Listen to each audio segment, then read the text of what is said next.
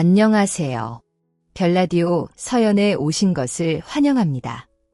저는 이혼 전문 변호사로 일하고 있는 50대 초반의 남성입니다. 이렇게 자기소개를 시작하는 게 맞나요? 막상 글을 쓰려니 어색합니다. 소장이나 써봤지 제 이야기를 하려니 조금 긴장이 됩니다. 원래는 이혼 전문 변호사가 아니었는데 제 경험을 통해 이 길로 들어섰습니다. 의뢰인들의 사건만 맡다 보니 제 상처는 가슴 깊이 묻어두고 살아왔습니다. 묻어두면 될 줄 알았는데 가끔 저와 비슷한 경험을 가진 의뢰인들을 만나면 울컥할 때가 있습니다. 묻어둔 줄 알았던 제 상처가 불현듯 떠오르기 때문입니다. 의뢰인 중 몇 분이 이 사연 채널을 추천하셨습니다. 변호사님, 제가 유튜브 사연 채널에서 들었는데 저보다 더 기막힌 사연들이 많더라고요. 그래서 그거 들으면서 위안을 받고 있어요.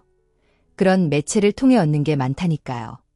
변호사님도 한번 들어보세요. 듣다 보면 참 공감도 되고 시간 가는 줄 모르겠더라고요. 처음에는 별로 관심이 없었는데 어느 날 야근 중에 그분의 말씀이 떠올라 들어봤습니다. 듣다 보니 정말 나만 그런 일이 있는 게 아니구나 싶어 알게 모르게 위안을 얻게 되었습니다. 그래서 저 역시 어디서도 차마 말할 수 없었던 저의 기가 막힌 사연을 많은 분들에게 소개하고 싶다는 용기가 생겼습니다. 이혼 전문 변호사도 저런 일을 겪는구나. 누구나 나쁜 일이 생기고 또 극복할 수 있구나 하는 위로를 얻으시길 바랍니다. 그럼 제 이야기를 시작해 보겠습니다.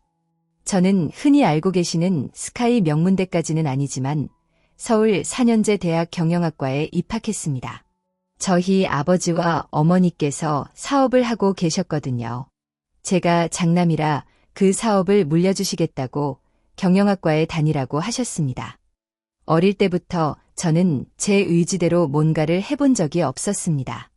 그저 부모님의 의견을 따라가기만 했습니다.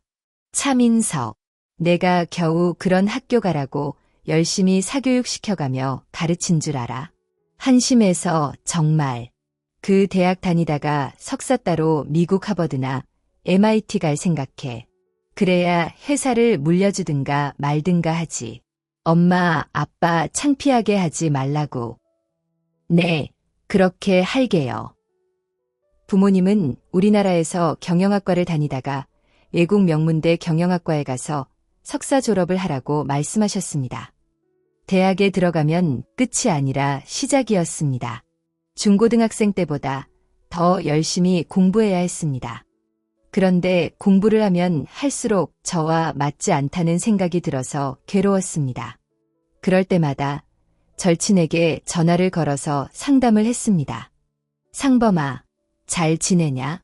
바쁘지 뭐, 너는 잘 지내? 서울물 좋아. 서울물은 좋지.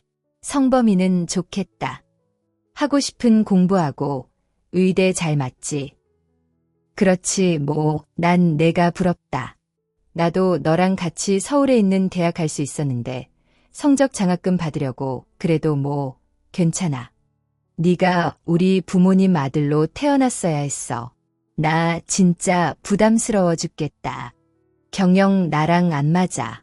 야, 차민서 배부른 소리 하지 말고 열심히 해. 답답하면 여기 내려와서 술 한잔 사주고 가든가.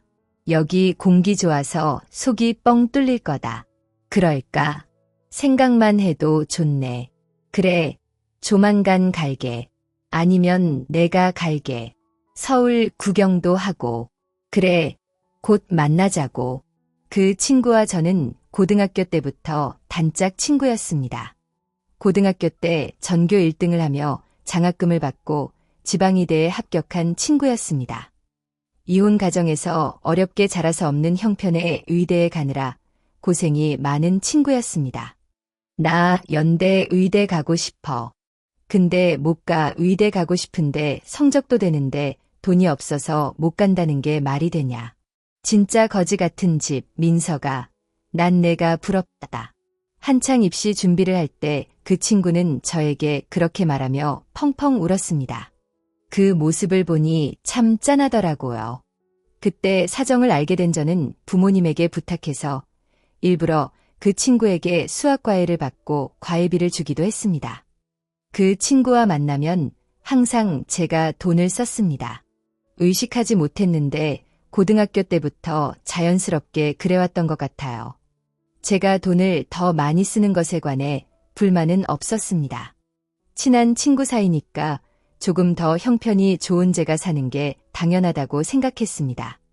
오랜만에 만난 친구에게 항상 그렇듯이 저는 밥과 술을 사줬습니다. 그런데 술집에서 제 대학 동아리 모임 친구를 우연히 마주쳤습니다. 민서가, 뭐해? 나 친구가 와서 주희는 무슨 일로? 야, 우리 영화 동아리 오늘 여기서 모임하기로 했는데 넌 오지도 않고 친구 만나냐? 그랬구나. 어떡하지? 제가 당황하자 제 친구 상범이가 말했습니다.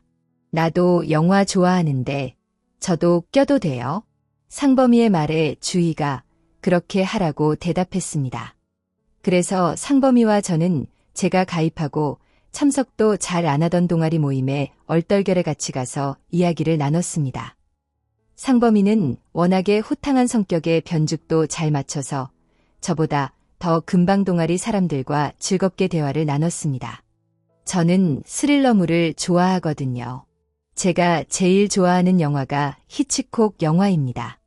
성범이가 그렇게 말했고 동아리원들이 득달같이 달려들어서 관심을 보였습니다. 그들 대화에 저는 잘 끼지 못했습니다. 어쩌다가 동아리 가입 권유를 받게 되어서 평소 영화를 즐겨보지도 않고 관심도 없던 제가 어쩔 수 없이 가입을 했기 때문입니다. 모임을 마치고 상범이는 동아리 회원 몇몇과 연락처까지 주고받았습니다. 상범이는 그날 자고 다음 날 내려간다고 해서 저희 집에 데리고 갔습니다. 살짝 술에 취한 상범이가 말했습니다. 차민석, 부럽다. 넌 이렇게 좋은 집에 살고 팍팍 밀어주는 부모 둬서 진짜 좋겠다. 야, 너 많이 친했다. 씻고 자. 근데 너 왜 연애 안 하냐? 너희 그 영화 동아리에 예쁜 사람 많던데 이 자식도 쑥맥처럼 구는구만. 아니, 뭐 별로. 사실 나 영화 모임에 관심도 없어서 탈퇴하려고 했고 연애는 뭐 그냥 나중에. 그러지 말고 너도 연애 좀 해야. 이과대 다니면서 바쁜 나도 연애하는데 넌 뭐가 아쉬워서 연애도 못하고 그러고 사냐. 아까 그 주희 괜찮던데.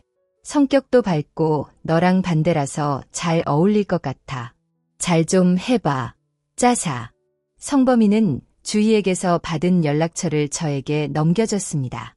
저도 그날 주희에 대해서 처음 알게 됐는데 상범이 말대로 저와는 반대인 성격이라서 왠지 끌리는 게 있었습니다.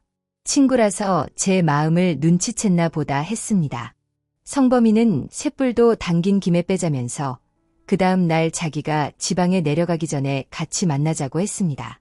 내가 보니깐 너 이대로 두고 가면 죽도 밥도 안 될 것 같다.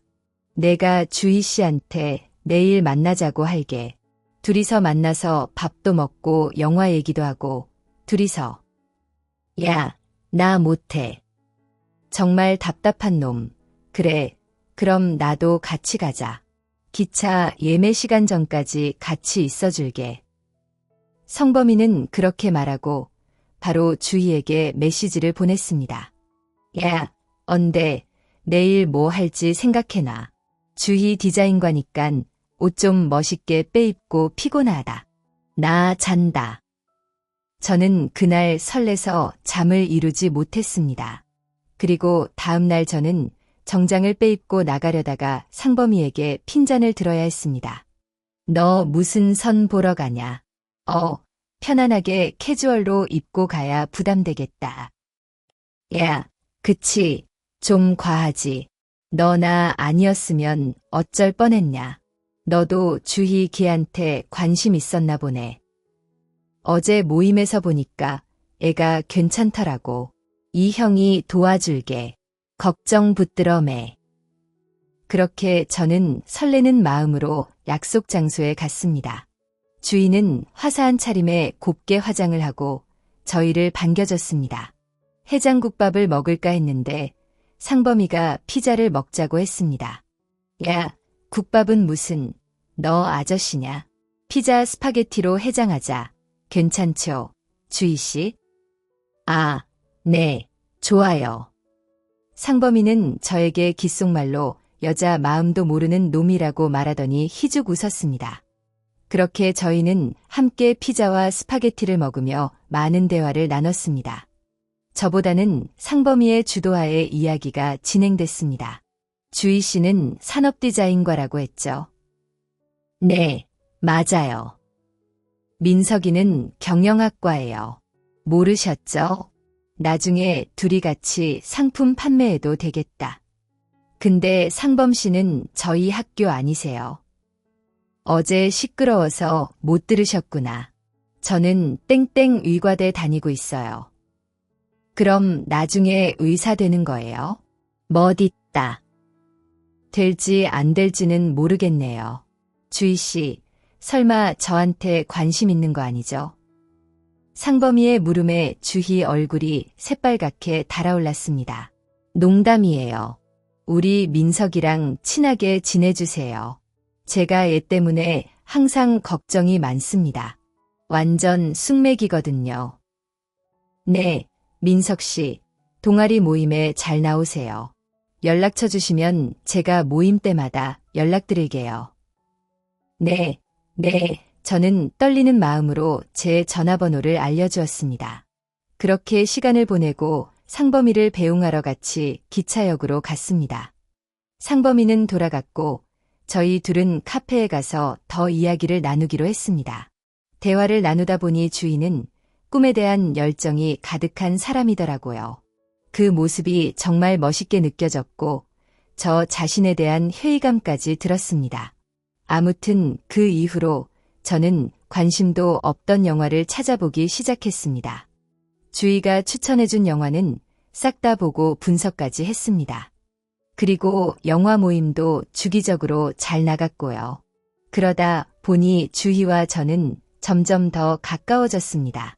저는 주희를 친구 이상으로 생각하고 있었습니다.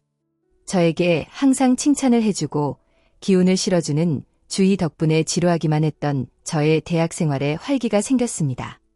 친구를 만들지 않았던 저인데 자신감을 얻어서 열심히 생활하다 보니 친구도 많이 사귀게 되었습니다. 대학교 2학년이 되어서 저는 주희에게 고백을 하고 본격적으로 사귀기 시작했습니다. 고백을 하기 전까지는 친구 관계가 무너질까 봐 걱정이 이만저만이 아니었습니다. 그런 고민을 상범이에게 털어놨던 적이 있습니다. 민석이 드디어 사나이 다 됐네. 고백 당장 해야지.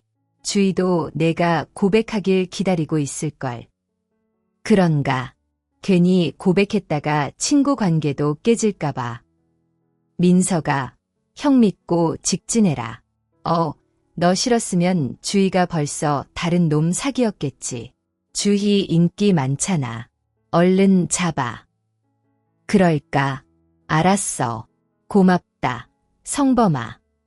그래, 사귀면 형한테 크게 한턱 쏴라. 형은 무슨... 주희와 연인 관계로 발전할 수 있었던 것도 친구 상범이의 도움이 컸습니다. 상범이의 말대로 주희는 기다렸다는 듯이 제 고백을 흔쾌히 받아줬거든요. 학교 친구들은 저희 관계를 부러워하고 질투까지 했습니다. 특히 저를 부러워하는 남자들이 많았습니다. 야, 우리 대학교 최고 킹카를 누가 데려가려나 했더니 민석이 너냐? 역시 돈이 좋다. 그치? 그러니깐 우리 같은 거지는 잘생기건 공부를 잘하건 거들떠도 안 보더니 주희도 완전 불효시라니깐. 그런 이야기를 들으면 저는 기분이 나빠서 참지 못하고 화를 냈습니다. 야, 니들이 주희에 대해서 뭘 안다고 그래? 함부로 짓거리지 마. 주희랑 나 영화 동아리 탈퇴할게. 더러운 새끼들. 주희와 저는 그때까지 함께하던 영화 동아리를 탈퇴했습니다. 왠지 모두가 적으로 느껴졌습니다. 주희 역시 마찬가지 기분을 느꼈나 보더라고요. 애들이 헛소문 퍼뜨리고 다녀. 내가 민석이 너 보고 돈 보고 사귄다면서. 너네 집이 그렇게 부자야? 난 전혀 몰랐어. 알아. 주희. 내가 그럴 리가 없다는 걸 내가 알잖아. 진짜 못된 자식들. 한 귀로 듣고 한 귀로 흘리자. 민석아. 난 너만 있으면 돼. 주변에서 이상한 소문이 나돌면서 저와 주희는 더 똘똘 뭉쳐 지내게 됐습니다. 나중에는 저희 둘을 보며 꼴불견이라고 대놓고 수군대더라고요. 서로에게 의지하다 보니 저와 주희는 사귀면서 자연스럽게 결혼까지 생각하게 됐습니다.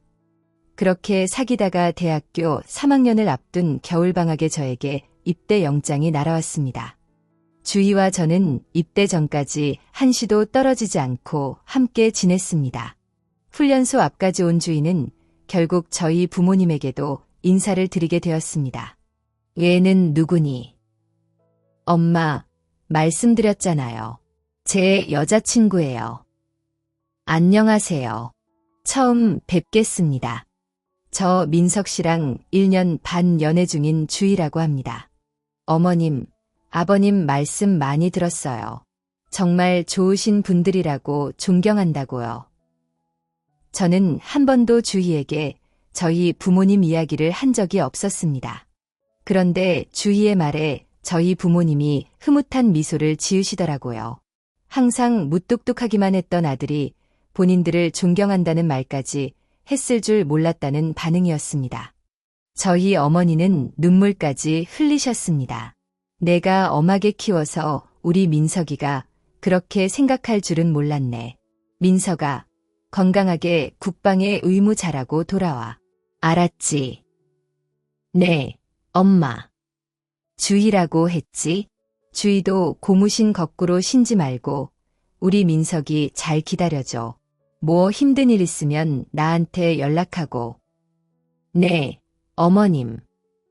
군대를 들어가기 직전에 착잡함보다는 부모님이 여자친구와 저의 사이를 인정해줬다는 게 너무 기쁘고 벅찼습니다.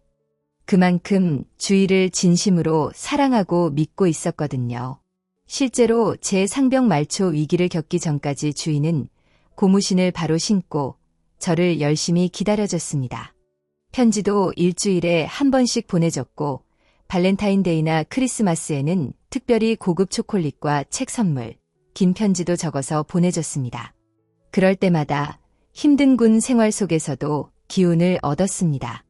제가 군 생활하던 곳이 상범이가 다니고 있던 대학교와 가까웠거든요. 제가 입영이 되었을 때 상범이도 군의관으로 군대 생활을 하게 됐습니다. 그리고 어쩌다가 휴가 날이 겹쳐서 함께 휴가를 나갔습니다. 저를 기다리고 있던 여자친구 주희는 상범이를 보고 깜짝 놀랐습니다. 어머, 상범 씨도 군대 갔어요. 아, 네, 아무래도 저랑 민석이는 보통 인연이 아닌 것 같아요. 야, 민석아, 너랑 나랑 전생에 부부였던 거 아니냐? 주희 씨, 부럽죠? 네, 아니요. 현생에서는 민석 씨 제 거니까요. 조 씨 의리 있다. 아니, 사랑인가?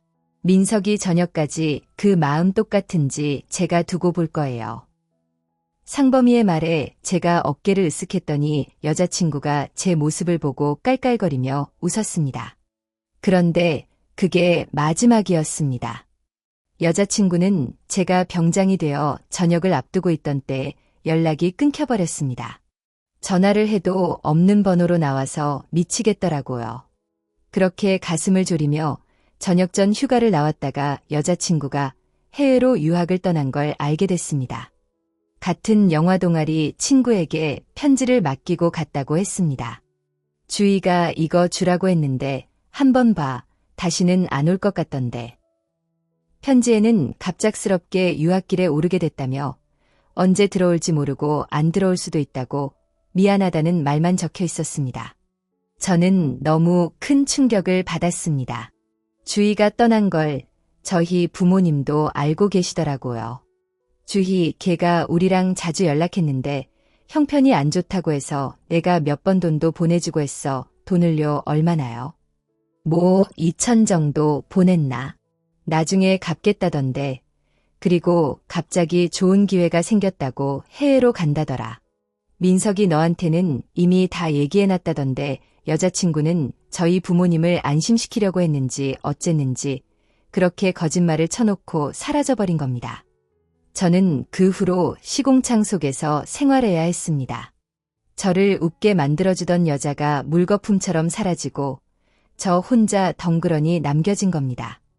전역을 하고 나서도 다시 학교로 돌아갈 수가 없었고 울리지 않는 휴대전화만 뚫어지게 보며 하루하루를 흘려보냈습니다. 그러다가 저는 굳은 마음을 먹었습니다. 나를 버리고 갔는데 구질구질하게 기다리면 뭐 하냐 이짜이죠. 그리고 저는 휴대전화를 부숴버리고 전화번호를 해지했습니다. 그리고 사법고시 시험을 치겠다는 각오로 대학교도 중퇴하고 노량진 고시원촌으로 들어갔습니다. 고시원촌에서 학원을 다니며 공부했지만 1년 만에 합격하기는 어려웠습니다.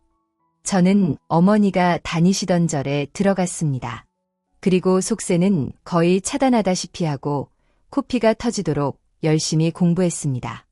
제 인생에서 그렇게 최선을 다한 적은 그때가 처음이지 않았나 싶어요. 공부를 하다 보면 잡생각이 사라져서 저는 더욱더 공부에 매달렸습니다. 시련의 아픔을 극복하기 위해서 시작한 공부였지만 점점 더 빠져들기 시작했습니다. 그리고 저는 공부를 시작하고 3년 반 만에 사법고시 패스를 할 수 있었습니다. 제가 원해서 도전하고 성취한 것에 대한 만족감이 어마어마했습니다. 부모님도 처음으로 저를 인정해 주셨습니다. 그렇게 저는 사법연수원에 들어가서 1년 동안 연수원 생활을 하고 좋은 성적으로 나왔습니다. 나와서 보니 제 나이가 30이 되어 있었습니다. 지금은 30이 정말 젊은 나이로 느껴지지만 당시에 저는 언제 내가 이렇게 늙어버렸나 장가는 갈 수 있을까 하는 생각 먼저 들었습니다. 그리고 중견 로펌에 합격해서 변호사 생활을 했습니다. 다양한 종류의 일을 맡으며 정신없이 변호사 생활을 하고 있었는데 어느 날 저희 어머니께서 저에게 선을 보러 가라고 말씀하셨습니다. 민서가 너 선자리 들어왔는데 한번 나가볼래? 선절이요. 저 그런 거 딱 질색이에요. 안 갈래요. 그냥 가봐. 엄마 부탁이다. 내가 아는 사람.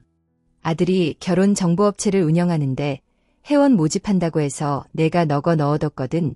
이 조건이 터클래스라고 여기저기서 연락이 온단다. 믿을 만한 곳이니까 한번 나가봐. 너 이제 내년이면 30이야. 장가 안 갈 거야 더 말했다가는 잔소리 폭격만 받을 것 같았습니다. 어머니의 성화에 저는 하는 수 없이 선을 보러 나갔습니다.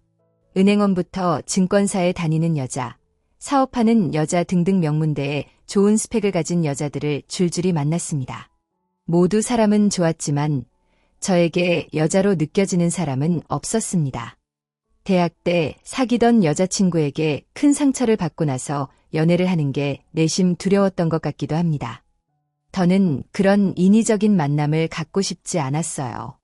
그래서 저는 어머니에게 딱 3번만 더 나가고 그 결혼업체에서 제 정보를 싹 다 없애기로 합의를 받습니다. 엄마, 전 이번이 마지막이에요. 이번에도 아니면 정말 저 아닌 거예요.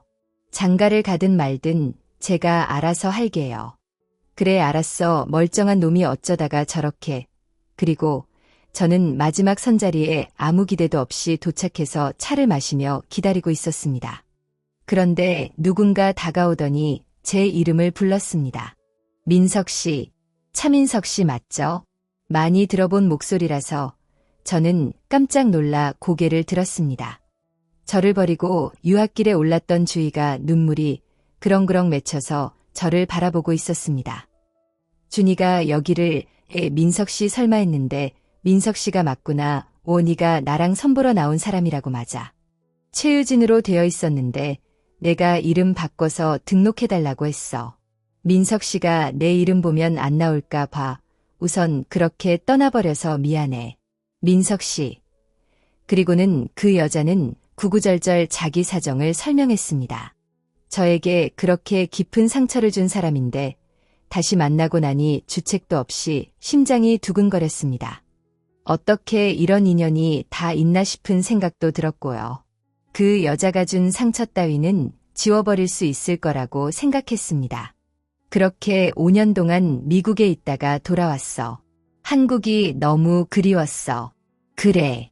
주희야, 너 때문에 내가 고생 꽤나 했다. 정말 미안해. 나 한 번도 민성 씨 잊은 적 없어.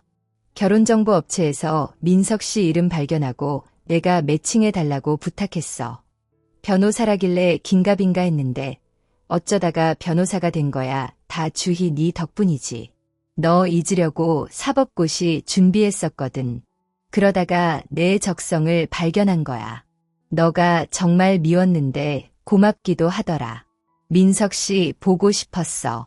연락했는데 연락처가 다 사라져서 나도 얼마나 답답했는 줄 알아. 민석 씨, 우리 다시 시작하면 안 될까? 거의 10년 만에 만난 주인은 그렇게 제 마음을 흔들어 놓았습니다. 저도 모르게 그 여자가 명함을 줬고 저도 명함을 받았습니다. 한 회사에서 디자이너로 일을 하고 있는 모양이더라고요. 그래도 유학 가서 열심히 하고 좋은 직장 들어간 것 같아서 보기 좋았습니다. 다시 연인 관계를 할 수는 없을 것 같았지만 친구로 지내기로 마음먹었습니다. 그러게 가끔씩 만나서 이야기도 나누고 대학 시절과 영화 이야기를 하다가 술에 취해버렸습니다. 그리고 눈을 떴더니 호텔방이었습니다. 머리가 깨질 것 같았는데 다시 그 전날을 복기해보니 술에 취해 분위기가 무르익어서 술 마시던 호텔바에서 바로 호텔 체크인을 하고 들어갔던 기억이 떠올랐습니다. 제 옆에는 주희가 새근새근 잠들어 있었습니다. 제가 부스럭거리니 실눈을 뜨고 저에게 말했습니다. 일어났어 주희야. 진짜 어제는 내가 미쳤나 봐. 미안해. 뭐가 미안해. 우리 다시 사귀기로 한 거 기억 안 나. 그 말 듣고 내가 얼마나 기뻤는데 주희는 그렇게 말하며 눈물을 흘렸습니다. 당황한 저는 나지도 않는 기억이 난다고 하면서 둘러대야 했습니다. 맞아, 내가 그랬지. 이제 기억이 나네. 주희야, 내가 지금 일이 있어서 가봐야 되는데 나중에 다시 얘기하자. 넌 쉬다가 나와. 저는 주섬주섬 옷을 주워 입고 그렇게 도망을 쳐버렸습니다. 깨질 듯한 머리를 부여잡고 혼자 살던 제 집에 도착해서 저는 땅이 꺼져라 한숨을 내쉬었습니다. 그리고 제가 너무 비겁하다는 생각이 들었습니다. 그래서 그날부로 주희와 다시 연애를 하기로 결심했습니다. 그리고 3달 후에 주희가 임신을 했다는 사실을 알게 됐습니다. 민석 씨, 나 임신이래. 우리 엄마 아빠가 되는 거야. 저는 복잡한 심경이었지만 차라리 잘 됐다고 생각했습니다. 그리고 부모님에게 인사를 드리러 갔습니다. 저희 부모님은 주희를 마땅치 않게 생각하셨지만 임신을 했다는 소식을 전하니 어쩔 수 없다며 포기하셨습니다. 임신했다니 뭐 별 수 없구나. 근데 주희 너 반성은 했니? 엄마 주희 나한테 석고대죄했어. 들어보니까 주희도 사정이 있었더라고. 아이고, 우리 아들 팔불축 났네. 배 나오기 전에 얼른 식부터 올리자. 그 이후로 일사천리로 진행이 됐습니다. 주희 부모님은 지방에서 요식업을 하고 계셨습니다. 결혼식은 서울에서 올리기로 했기 때문에 결혼 준비를 거의 저희 집에서 다 했다고 해도 과언이 아니었습니다. 그렇게 주희가 임신 6개월 차에 저희는 결혼식을 올렸습니다. 결혼식장에는 오랜만에 보는 친구들이 많이 참석을 했습니다. 그 중에는 상범이도 있었습니다. 상범아 왔어. 차민석, 너 진짜 나쁜 새끼인 거 알아. 어떻게 지금까지 연락을 안 하냐. 내가 사정이 있었어. 잘 지냈지. 넌 정말 변함이 없네. 잘 지냈지. 나 땡땡대병원에서 신경정신과 레지던트로 근무 중이야. 잘 됐다. 근데 정신과 너 수술하는 의사 하고 싶댔잖아. 내가 유전병이 있어서 손가락이랑 발가락이 굽는, 그래서 수술 안 하는 과로 가게 됐어. 그나저나 너도 변호사라며 코찔찔이가 변호사 돼서 첫사랑이랑 결혼할 줄이야 죽네 사내하더니 정말 놀랍다. 그러게 부끄럽네. 신혼여행 다녀와서 같이 보자. 그래. 재수씨 예쁘더라. 재수씨 형수라고 불러. 형수는 무슨 오랜만에 봤는데도 어제 만난 사이처럼 편하고 반갑더라고요. 그렇게 결혼식을 치른 후에 저희는 아내 몸 생각해서 가까운 제주도로 신혼여행을 다녀왔습니다. 그리고 예정일보다 한 달 빠르게 예쁜 딸을 보게 되었습니다. 눈에 넣어도 아프지 않을 만큼 사랑스러웠습니다. 그리고 결혼을 하고 아이를 갖다 보니 가장으로서의 책임감이 막중했습니다. 그래서 저는 열심히 일을 했습니다. 아내는 자기 사업체를 차리겠다며 사업 계획서를 써서 저에게 보여줬습니다. 이거 어머님, 아버님한테 보여드리려고 하는데 괜찮을까? 당신이 변호사니까 한번 봐줘. 사업하게. 응, 어머님, 아버님 회사랑 연계해서 할 수 있는 사업이야 자회사 되는 거랄까? 그래, 우리 엄마 아빠는 집안에 사업하는 사람이 있으면 좋아하실 테니까. 내 동생은 아직 대학생이고 한번 추진해봐. 알았어, 나 오늘 만나뵈러 간다.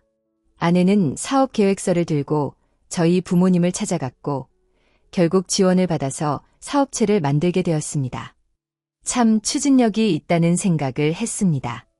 그리고 딸 아이는 베이비 슈터에게 맡기고 자기 사업에 매달렸습니다. 그게 조금 불만이기는 했습니다. 제가 최대한 육아 시간을 확보하려고 노력했습니다. 그런데 아내는 사소한 트집을 잡아서 베이비시터들을 1년에도 몇 번씩 잘라버렸습니다. 이번에 새로 사람 올 거야. 뭐 또 잘랐어. 애 손톱을 자르다가 피를 냈잖아. 내가 얼마나 놀랐는 줄 알아. 미친 것들, 못 배운 것들이 하여간 제대로 하는 일이 없어. 애 손톱 하나를 못 깎아서 상처를 내화나 뭐 그거 살짝 긁힌 걸 가지고 당신 너무 예민한 거 아니야. 예민하긴 피가 났다니까 병원 좀 가봐야겠다. 아내는 아예 병원을 항상 본인이 데리고 갔습니다. 희한하게 저는 데리고 가지 않더라고요. 아내와 저는 A형이었는데 딸은 O형으로 태어났습니다. 가능한 일이라서 별다른 생각은 하지 않고 살았습니다. 딸이 5살 때 크게 배탈을 알아서 병원에서 정밀검사를 했다고 했습니다. 제가 출장을 간 사이 일어난 일이었습니다. 혜준이 괜찮아, 괜찮대. 근데 여보, 왜 혜진이가 유전병이 있대?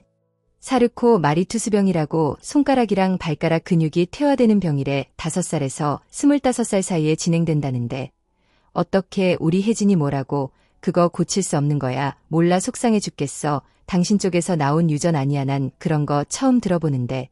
그렇게 말하자 아내가 당황하더니 자기 쪽에 있는 유전자인 것 같다고 얼버무렸습니다. 저는 그날 이후로 제 딸의 손과 발을 마사지해 주었습니다. 그래도 걱정이 돼서 친구 상범이에게 물어봤습니다. 야 상범아, 우리 혜진이가 사르코 어쩌고 유전병이 있어서 손가락 발가락이 굽는다는데 어쩌냐. 뭐 내 딸 혜진이가 맞다. 너도 손가락 발가락이 굽어서 정형외과 못 간 거 아니야. 너도 그런 유전병이 있다고 했었지. 내가 아니 난 그런 적 없는데. 야 그거 걱정하지 않아도 돼. 증상이 경미하게 나타날 수도 있거든. 그럼 일상생활하는데 지장이 없어. 야 나 지금 환자 때문에 가봐야겠다. 나중에 연락하자. 그래. 상범이의 설명을 듣고 저는 제 딸에게 증상이 제발 경미하게 나타나기만을 바랐습니다. 다행히 초등학교 입학하기 전까지 아무 문제가 없었습니다. 아내는 사업을 한다고 바빠서 일주일 중 하루만 겨우 시간을 내서 저와 딸아이와 함께 보냈습니다. 딸이 초등학교를 입학하고 나서 어느 봄날이었습니다. 그때 저는 휴가를 받아서 집에서 쉬고 있었습니다. 아내는 출장을 가서 3일째 집에 들어오지 않고 있었습니다. 딸 아이가 학교에 갔다가 돌아올 시간이라서 차를 끌고 학교 앞에 데리러 갔습니다. 딸이 저를 발견하고 신나서 달려오더라고요. 뛰지 마. 혜진아, 혜진아, 천천히 아빠 딸이 제 옆자리에 탔습니다. 우리 혜진이 오늘 좋은 일 있었어. 아빠, 나 혈액형 O형 아니고 B형이래. 뭐라고? 그럴 리가. 엄마, 아빠가 A형인데 어떻게 내가 B형이 나와. 이거 봐, 답답해 진짜야. 선생님이 나한테 B형이라고 그랬어. 그 말을 듣고 저는 망치로 뒤통수를 가격당한 듯이 머리가 띵하고 아팠습니다. 그리고 왜인지 친구 상범이와의 시간들이 주마등처럼 제 머릿속에 떠올랐습니다. 그리고 상범이가 유전병 이야기를 했던 것이 떠올랐고 상범이가 저에게 뭔가 속이고 있다는 확신이 들었습니다. 그래서 저는 딸 아이를 집에 데려다 두고 딸 아이 칫솔과 머리카락을 챙겨서 차를 끌고 상범이가 일하던 병원에 갔습니다. 그리고 친자 검사 의뢰를 하기로 했습니다. 상범아, 혜진이랑 나 친자 검사해보려고 제가 그렇게 말했더니 상범이 얼굴이 새하얗게 질리더라고요. 친자 검사를 갑자기 왜 네가 왜 그렇게 놀라냐. 아니, 혜진이가 B형이래. 나랑 주희는 분명히 A형이거든. 근데 어떻게 B형이 나올 수가 있냐 말이대. 그래, 내가 그럼 우리 병원에서 검사해 줄게. 뭐 가져왔어? 여기 칫솔이랑 머리카락. 내 머리카락도 이놈은 떨리는 손으로 제가 준 것을 받아들였습니다. 저는 그리고 자연스럽게 상범이 머리카락을 뽑았습니다. 야, 너 뭐 하냐? 아니, 상범아, 너도 늙냐? 새치가 왜 이렇게 많아. 봐봐. 내가 좀 더 뽑아줄게. 뭐야, 됐어. 가봐. 내일 결과 나올 거야. 그래, 수고해라. 저는 상범이 머리카락과 제 딸의 머리카락, 그리고 제 머리카락을 가지고 다른 병원에 가서 친자 검사 의뢰를 했습니다. 상범이 그놈에게는 떠보려고 갔던 거였고 그놈의 반응을 보고 저는 혜진이의 친부가 상범일 거라고 합리적 의심을 할 수 있었습니다. 저는 다음 날도 연차를 써서 상범이에게 갔습니다. 검사 결과 나왔어. 나왔어? 야, 너랑 혜진이 친자관계 확률이 99%를 넘는다. 자식, 왜 이상한 생각을 하고 그럴 리가 없는데 너 문서 위조도 아니야. 사문서 위조 범죄인 거 알지? 나 변호사야. 제가 그렇게 말하자 상범이 자식이 의아한 표정을 지었습니다. 그리고 그 자식을 만나기 전에 미리 다른 병원에 의뢰해둔 친자 검사지 2장을 눈앞에 내밀었습니다. 봐봐. 똑똑히 보라고. 나랑 혜진이는 친자일 확률이 거의 제로에 가까워. 근데 너랑 혜진이는 친자 관계란다. 이게 말이 되냐? 너 언제부터 주희랑 만난 거야? 언제부터? 저는 분노로 미쳐 날뛰었습니다. 제 모습을 보며 상범이 그 자식은 어쩔 줄을 몰라하며 변명을 해댔습니다. 진정해, 나가서 얘기하자. 내가 더 설명해 줄게. 나 오늘부터 이 병원 그만두거든. 같이 나가자. 병원을 그만둬. 야, 그래, 내 차 타. 주희, 그년이랑 셋이서 삼자 대면해보자. 저는 상범이 그 자식을 데리고 저희 집으로 달려갔습니다. 현관에서 출장 갔다 돌아온 와이프가 문을 열어줬습니다. 그리고 저는 있는 힘껏 상범이 그놈을 제 집 안으로 밀어넣었습니다. 상범이를 보고 아내가 힘이 풀렸는지 풀썩 주저앉아 말했습니다. 어머, 상범아. 아니, 상범씨, 여긴 어쩐 일로? 그런 아내에게 제가 소리쳤습니다. 내가 데려왔어. 혜진이 친부가 누군데 친아빠는 차민석 너잖아. 무슨 뚱단지 같은 소리야. 적반하장으로 나오더라고요. 저는 질 생각이 없었습니다. 너네가 다 알아봤으니깐 딴소리 할 생각하지 마. 나 변호사야. 너희 둘 나 몰래 계속 만나고 왔지. 다 안다고 여기서 이실 짓고 하면 내가 소송까지는 안 갈게. 시끄럽게 하고 싶지 않으니까 다 말해. 그랬더니 아내인 주희와 절친이었던 상범이는 제 앞에 무릎을 꿇고 그간 있었던 일에 대해 처음부터 끝까지 다 말해줬습니다. 아내는 상범이 때문에 저에게 접근했고 상범이 그 자식은 다른 여자를 만나고 있었던 겁니다. 질투심에 아내는 저와 연애를 했고 군대에서 제외했을 때 상범이 그놈이 아내를 꼬신 겁니다. 저에게 연락을 끊고 유학길에 올라서도 꾸준히 상범이와 연락하고 만났던 겁니다. 주인은 그런 상범이에게 흠뻑 빠져서 임신까지 했지만 상범이 그놈은 결혼할 생각이 없었다고 했습니다. 그래서 내가 결혼정보업체에서 선보고 다닌다는 이야기 듣고 너랑 만나보라고 한 거야.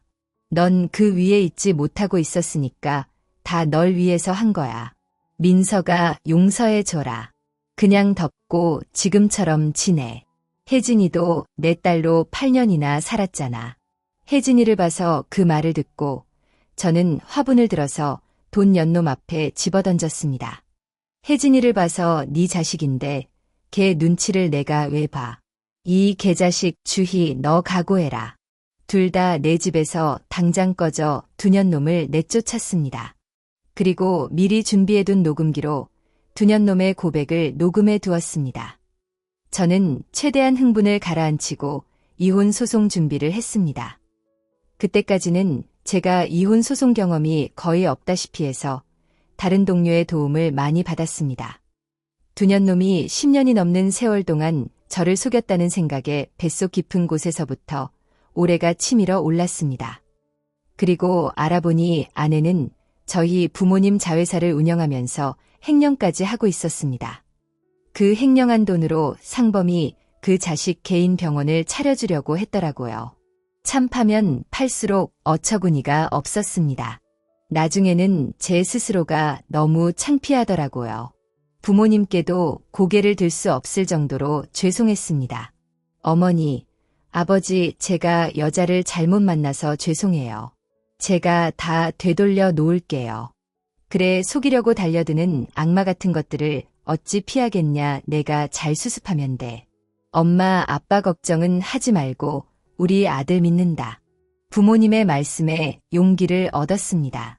아무튼 모든 증거를 찾아내서 저는 아내에게 사기 횡령 이혼 소송을 걸었고 상범이 그놈에게 낸 사문서 2조 상간매매 혐의로 직접 쓴 소장으로 소송을 걸었습니다.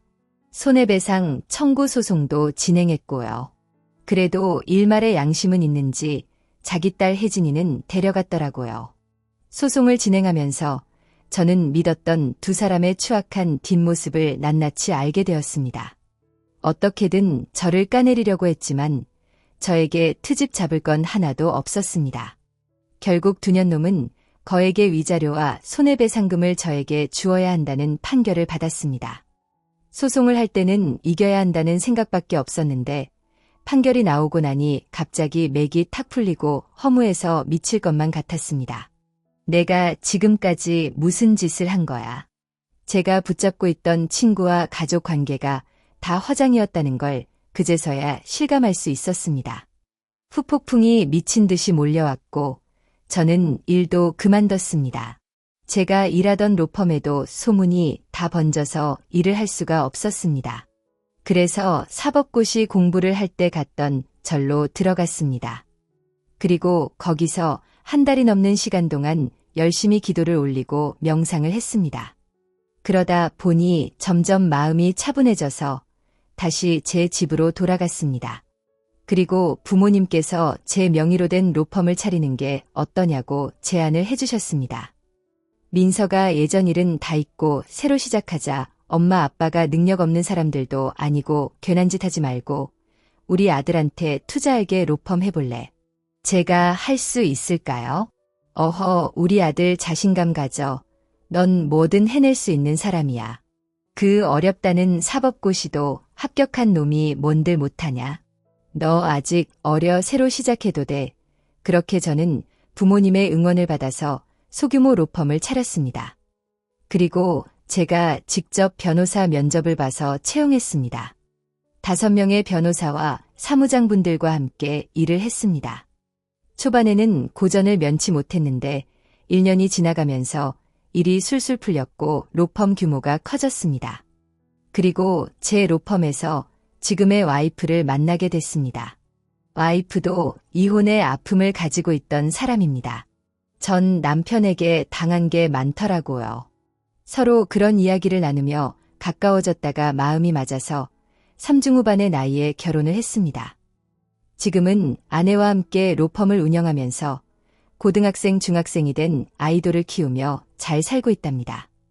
저에게 큰 상처를 줬던 전 아내와 전 친구 두 연놈은 결국 살림을 합쳐서 함께 살았고 머리채 잡고 싸우다가 결국 이혼을 한 걸로 알고 있습니다. 한때 제 딸 아이인 줄 알았던 혜진이가 아무쪼록 형편없는 부모 밑에서도 잘 자랐기를 바랄 뿐입니다. 여러분, 저희 이야기는 여기까지입니다. 이렇게 털어놓으니 제가 가지고 있던 상처들도 별게 아닌 것처럼 느껴지네요. 지금 현재에 충실하면서 제 가족 잘 지키고 앞으로도 부끄러움 없는 인생을 살겠습니다. 그럼 저는 물러가 볼게요. 감사합니다. 행복하세요.